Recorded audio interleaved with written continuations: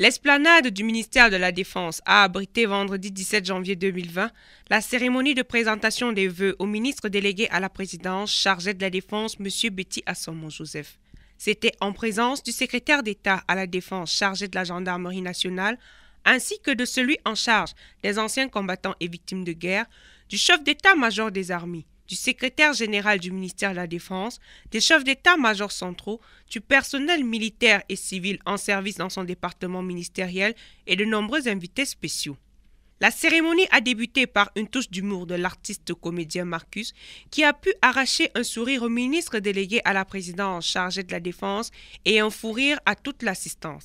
Par la suite, l'artiste musicienne Melby est venue ajouter une touche festive à travers son titre Bella.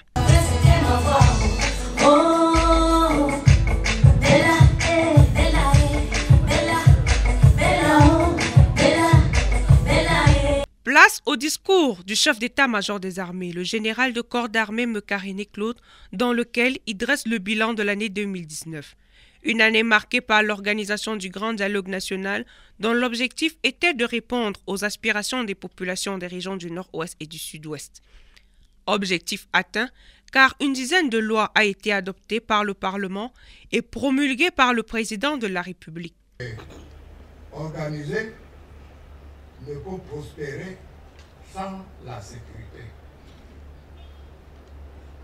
C'est pourquoi le chef de l'État a demandé expressément aux forces de défense et de sécurité d'encadrer le processus électoral en prenant des mesures de sécurité et de les renforcer même au besoin.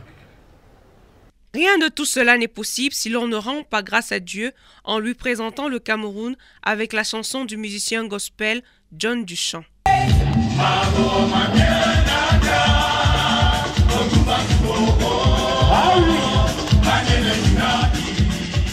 Autour du ministre délégué à la présidence chargé de la Défense, M. Betty Assomo-Joseph, de communier avec l'assistance.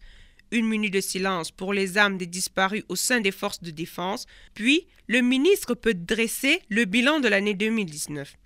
Pour lui, un défi majeur doit être relevé cette année par les forces de défense et de sécurité. Le défi particulier que nous devrons relever dans les tout prochains jours et pour lequel je demande l'engagement total de tous les personnels concernés est, vous le savez, la sécurisation du double scrutin municipal et législatif du 9 février prochain, lequel doit se dérouler, comme l'a instruit le chef de l'État, chef des forces armées, dans toutes les circonscriptions administratives de notre pays, afin de permettre aux électeurs d'exercer leur droit de vote.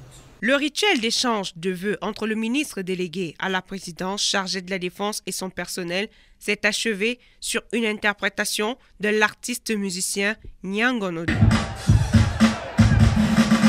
On the mix, arrangement.